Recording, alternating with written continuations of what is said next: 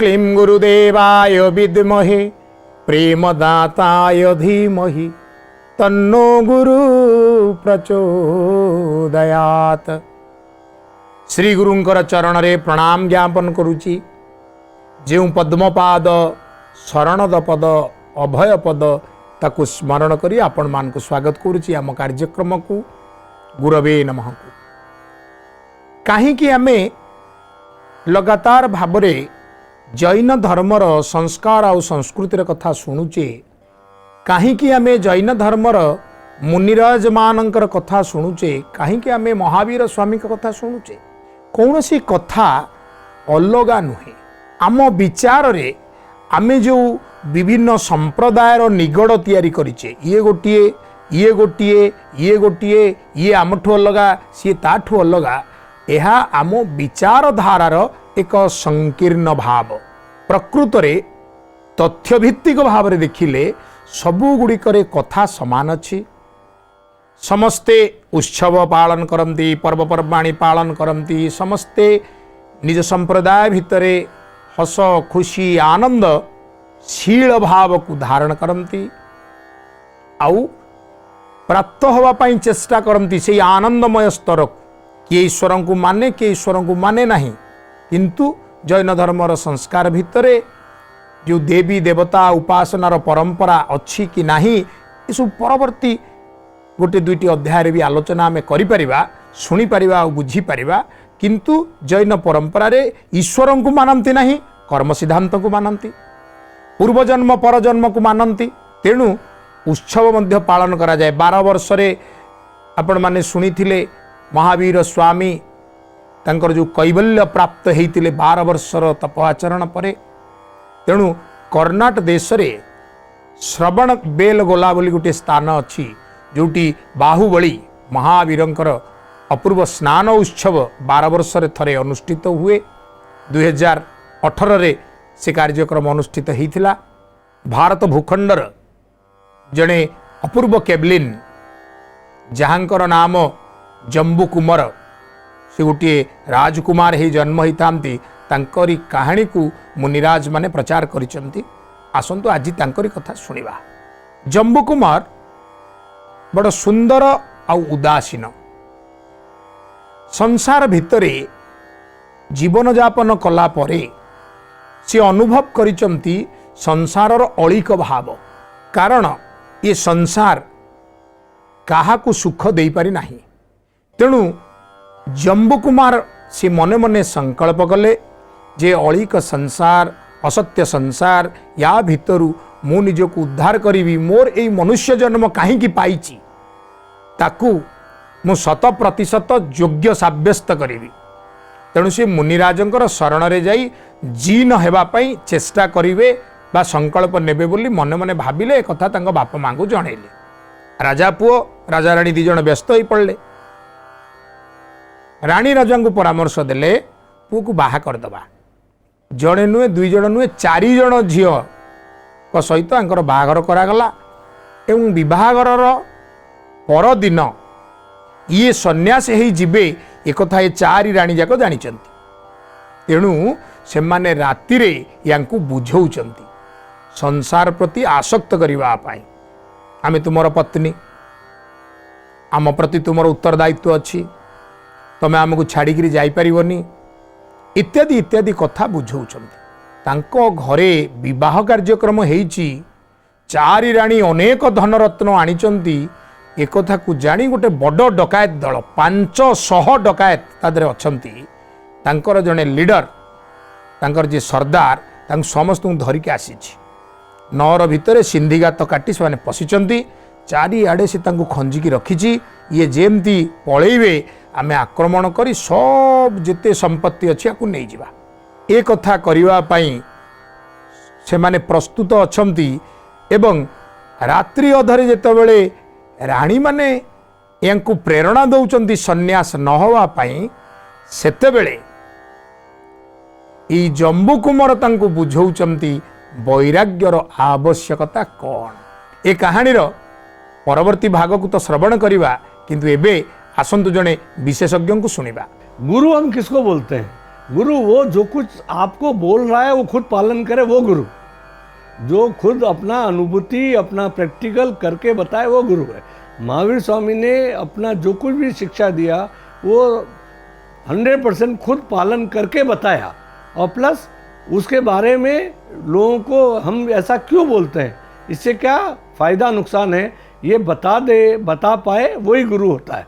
तो महावीर स्वामी ने स्वयं पा करके निर्वाण प्राप्त किया, जो कि जीवन का उद्देश्य था, और सत्य पालन किया, अपना व्रत रख करके कम से कम 1 वर्ष तक भूखा रह करके उन्होंने ये बताया कि व्यक्ति कैसे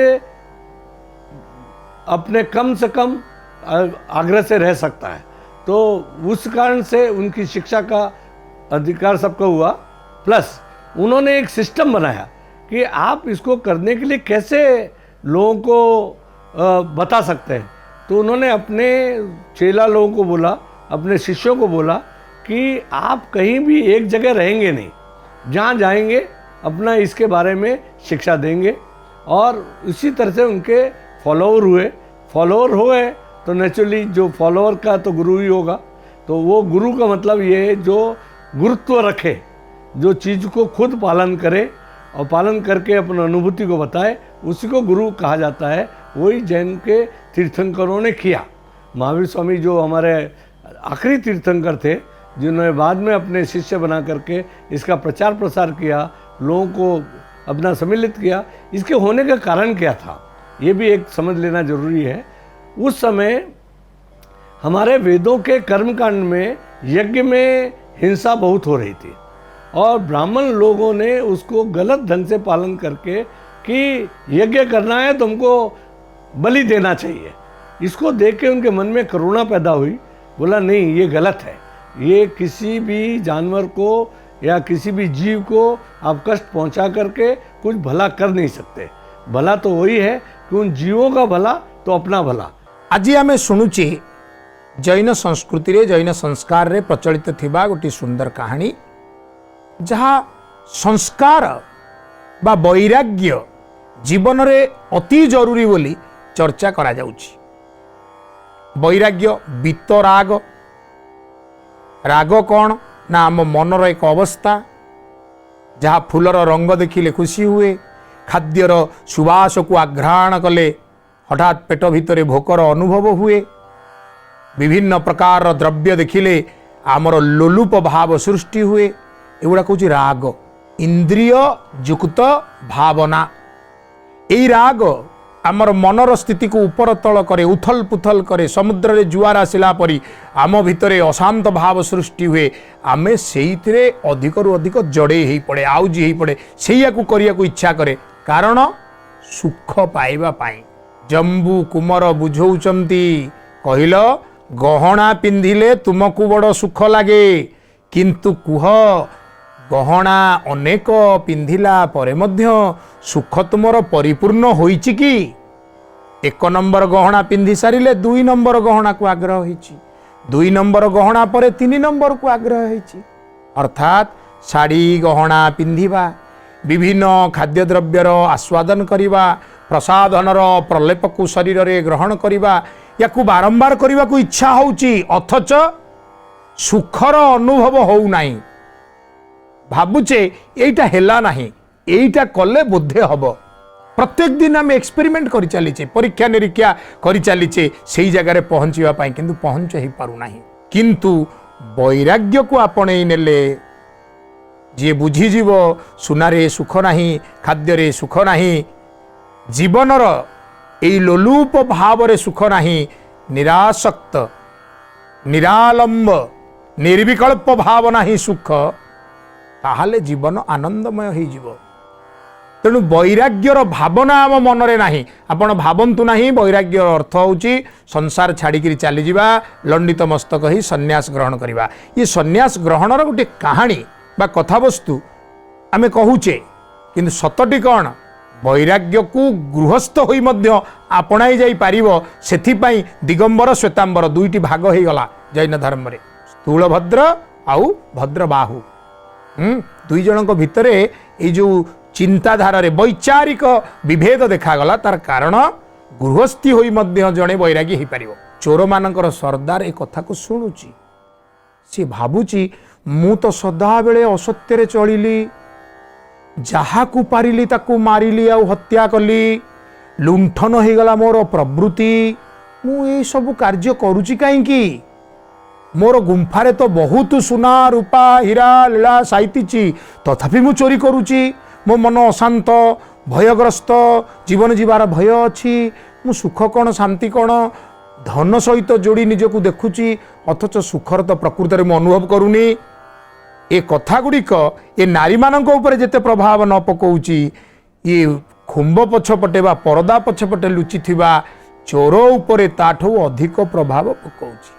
से चोर तार जो 500 साथी तांकू धरी एका थरे 501 जन संन्यास ग्रहण करुचंती, ये कम कथा नुहे।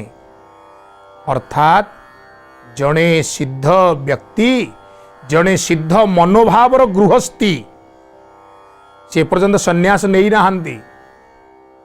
जी सत्य को बुझीचंती, सिद्धांत को बुझीचंती, संस्कार को बुझीचंती, तांकर ई आलाप आलोचना मध्य प्रभाव विस्तार करि पारे एवं भल रास्ता रे मनुष्य को नहीं पारे। तेणु जम्बूद्वीप भारत खंडर ये जो केबलिन प्राप्त ही थिबा जम्बू कुमार कथा आमे सुनिले, ये जम्बू कुमार परवर्ती पर्याय रे जड़े महामुनि रे परिणत हेले, निजर सिद्धांत और साधना द्वारा तांकर आशीर्वाद आम समस्त उपरे रहू। आसंतु जड़े आलोचकों ठारू किछि जैन सिद्धांत संपर्क रे, जैन कथा संपर्क रे सुनिबा। ईसा पूर्व 2 शताब्दी में चक्रवर्ती सम्राट खारवेल राजा ने 13 पंथ जैन धर्म का अधिवेशन बुलाया था। जैन धर्म के सभी धर्माचार्यों को, संघ के जितने भी निकाय धर्माचार्य थे, वो सबको यहाँ पर कुमारी पर्वत पर, भुवनेश्वर में कुमारी पर्वत पर एक अधिवेशन रखा था। अधिवेशन में उनका एक प्रयोजन था कि जैन धर्म मौर्य वंश के टाइम में 12 वर्ष का दुष्काल आया था। इस दुष्काल में बहुत से साधु साध्वी काल कवलित हो गए थे, तो उसके लिए उन जैन धर्म को अनेक ग्रंथ को बचाने के लिए उन्होंने इसकी दूसरी वाचना शुरू की थी जैन धर्म की। वो खारवेल के यहाँ पर खंडगिरी में जो कुमारी पर्वत है वहाँ पर की थी। उसका उल्लेख हाथी गुफा में अंकित है अभी भी, और उसको भगवान खारवेल सम्राट ने सब धर्माचार्यों को जितना जिसके पास जो ज्ञान है वो ज्ञान लिखित में होना चाहिए, तो लिखित में करने के लिए उन्होंने एक लिपिबद्ध सबको सब करवाया ज्ञान को, जैन धर्म को, कि आगे चल कर के अगर किसी को मुख जबानी याद रहेगा नहीं रहेगा, इसलिए लिखित में। उसमें हमारे 36 आगम उस टाइम में लिखे गए थे। आज भी 36 आगम मौजूद है। 13 जैन धर्म में 36 आगम है। आगमों में सब इसका उल्लेख मिलता है। जड़े ब्राह्मण व्यक्ति था सी तांकर पूजा ध्वजा नीति कर्म कांड रे भारी धुरंधर, तांकर से अंचल रे भल ना थाए, लोक तांको भावंती ये जड़े संस्कारी व्यक्ति किंतु भारी लोभी व्यक्ति। सी जिते जुआड़े जाती पूजा ध्वजा करने बहुत जिनस संग्रह कर घर को धरिकी आसती, किंतु जैन कथावस्तु भितर जो 5 अणुव्रत कथा चर्चा अच्छी महाव्रतर कथा चर्चा अच्छी, सत्य अहिंसा आस्तेय अपरिग्रह और ब्रह्मचर्य, ये कथा गुड़िक जो पालन करा चर्चा करा जायछि, ये चर्चा महामुनि तांकर सत्संग रे करुथांती। पिता ब्राह्मण सी को दूर गाँ को जाइथांती, झीटी ये जो सत्संग होउची एते लोक आसीचंती, उत्सव चलीची, बेलून मिलिबो, कंढई मिलिबो, मिठाई खाया को मिलिबो, ये तो अलगा पिला मानक पई एथिरे भी आकर्षण अच्छी। आमे जोडी सत्संग हुए एगुड़ा भी सब आनिकी खंजी दिए, आयोजन कर दिए, गोटे उत्सव जानी यात्रा सब तादरे जोड़ी दिए, किंतु झीटी ता आग्रह नहीं जाऊ जाऊ मुनिराजों कथा कान पड़ी। झीटी भावुची सत्य तो जीवन में एत बढ़िया बढ़िया कथा जदि करा जाए जीवनटा केते सुंदर न हबो। तेणु सी सेठी मुनिराज आसन में बसीचंती, एठी छिड़ा है शुणुला बेले तांको कथा मने मने सेठी संकल्प करुची, मु मुनिराजों को मने मने साक्षी रखी संकल्प कली, आज मु सत्य अहिंसा आस्तेय अपरिग्रह ब्रह्मचर्य इत्यादि को पालन करी जेतेबेले मते अनुमति मिलिबो मु मध्य जड़े उत्तम सन्यासिनी हेई तांकटू दीक्षा ग्रहण करी ये कथाटा संकल्प करदे से घर को फेरिला बापा को कहला बापा तार आश्चर्य हो गले आ विरक्ति भी प्रकाश कले तते किए कहला दीक्षा कथा चिंता करिया पाई तते किए कहला संकल्प करिया पाई अरे आजिकल किए सत्य चली पारुची आजिकल किए अहिंसा आचरण करि पारुची सेगुडा कहि परियो नै तू सेगुडा सब छाड़ दे कहला बापा मु सब से कथा छाड़ देबी जे जहांक पाखरे संकल्प करथिली तांकरी पाखकु नै कि चल तांकरी आगरे नाही कर दे आसीबे ओ बाबा कहले हाँ ठीक चल छोट पिला तोर एगुडा सब मुंडरे पुरिया कौन दरकार ताकु सांगरे नै कि जाउचंती देखिले जे जणे व्यक्ति खुंटी रे बंधा आइची राजकर्मचारी माने ता जीवा को टाणी आनी काटुचंती झियो पचार बापा ये एमती कहीं करुचंती ना ये गोटे बदमाश लोक कथा कथा के मिछ कहे आज एमिति मिछ कहिछि जे राज्यर बड़ क्षति हो जाइछि तेणु राजा दंड देइचंती जो जीवटा थिबारु ये मिछ कहूछि ताको काटी दियो ना बापा मु भी तो संकल्प करिछि आजिटु सत्य कहिबी बोली जदि असत्य कहवा द्वारा जीवा कटि जाऊ थाए ताहले मु सत्य कहिबारे जदि जीवन को अतिबाहित कली क्षति कौन बापा कहला ठीक अच्छी ए गोटिक कथा तू पालिबू आउ चारटा कथा छाड़ दे आसबू चल आगु को चल दुई जन जाक चली देखिले गोटे व्यक्ति को राज्यर व्यक्ति को सैन्य माने पिटुचंती बापा यांकु कहीं एमती प्रहार करुचंती ना ये छलना करी तार सांग को मारी देइची हिंस्र आचरण करिची तेणु ये तार सांग को मारी देइथिबारु रजा कहिचंती आकु कोड़ा दियो कोड़ा माड़ परे आकु बंदी घरे रखा जिवो ना ताहाले हिंसा आचरण करिवा द्वारा जदि दंडित हवा को पड़े मु तो अहिंसा आचरण करी बोली सत्य करिची आउ किछि बाट गला परे गोटाए लोक को आखिरे कलापट्टी पछपटे हाथ बांधी सुली रे बसा जाउची पचारची बापा एते लोक बेढ़ी याकु सुली रे कहीं बसा जाउची ना रजा डेंगुरा देई लोकंको आगरे याकु सुली रे एइथिपई चढ़ौचंती पर धन चोरी कले कौन दंड मिले समस्ते देखंतु ना सेइथिपई तो मु आस्ते बा चोरी न करिवार गुण को ग्रहण करिया पई संकल्प करिची ताले बापा मु तो ठीक करिची आपण कहीं मते कहउचंती ए कथा छाड़िया पई बापा कहले ठीक अछि एई कथाटा छाड़ देबो आउ जोड़ाए कथा रहिला फिंगी देई आसीबा पुणी किछि बाट जाइचंती देखा गला गोटे सेठ भो भो ही कांदुचंती बापा ये कहीं कांदुचंती ना ये जने लोभी लोक बहुत गुड़िए सुना धनरत्न साइतिगिरी रखिले दुख कष्ट पड़िथिबा लोकंकु देले नहीं निजे भी मुठे भलरे खाइले नहीं जेतेबेले अनुपस्थित थिले व्यापार वाणिज्य करिया पे दूर को जाइथिले चोर सब नहीं जाइचंती तेणु घर दुआर मुहरे बसी कांदुचंती गुड़ाए जी संचिले कौन लाभ होबो मा सिना निज कार्य अन्य मानकर कार्य ताकू लगेवा दरकार ना बापा यही कथा मध्य मुनिराज कहते मुनिराज कहते अपरिग्रह अर्थात गुड़ाए जिनिस को परिग्रह करने ग्रहण करने इच्छा करना जेतिकी दरकार सेतिकी कर हाउ ठीक अच्छी शेषटी ब्रह्मचर्य दीक्षा नवा चल चल से दीक्षा आमर दरकार नहीं जेतेबेले जाई मुनिराज आगे पहुंची मुनिराज हस हस बदन रे ब्राह्मण को चाह कहउचंती कौन कहूच दीक्षार आवश्यकता नहीं किछि दूर रे गोटे अद्भुत दृश्य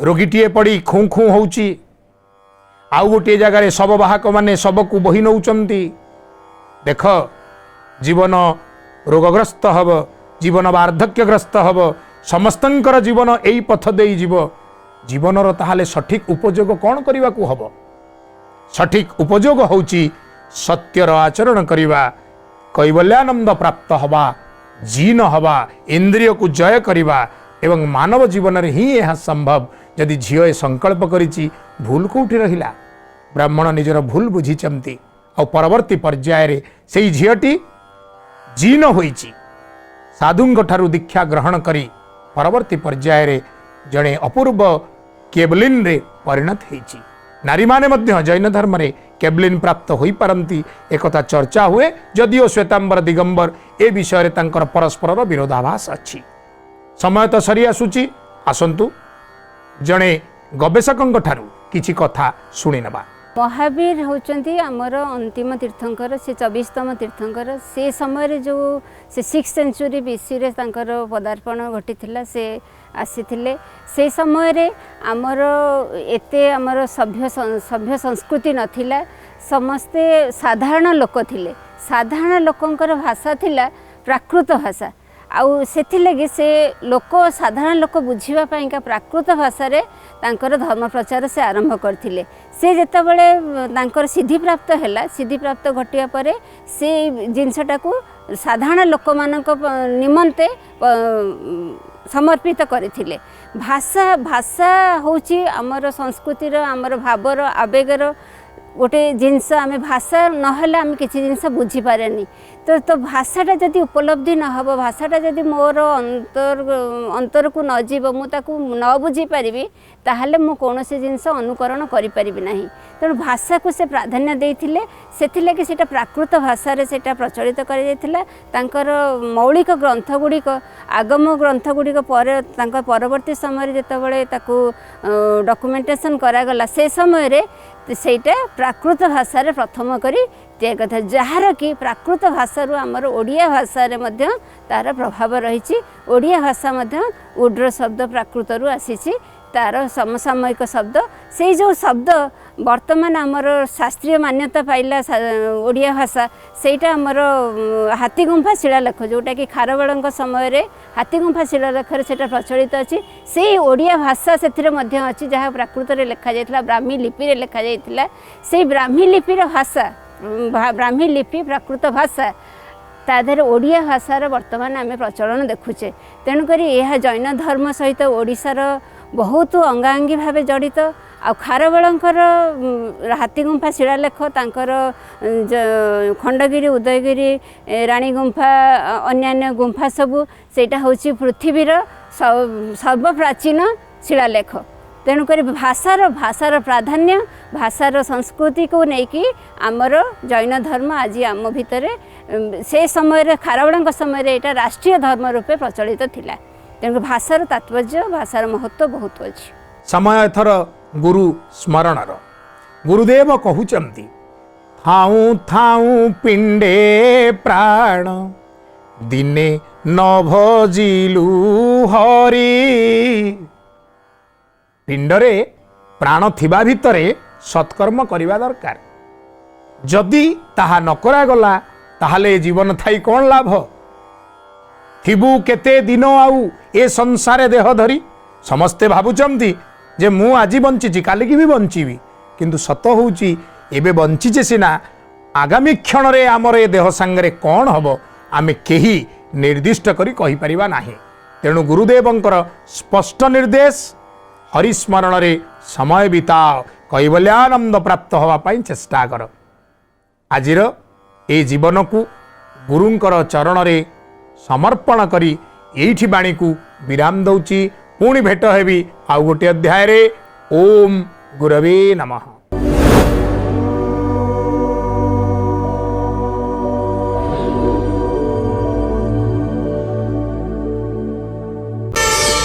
प्रार्थना आम आनंदर उत्स।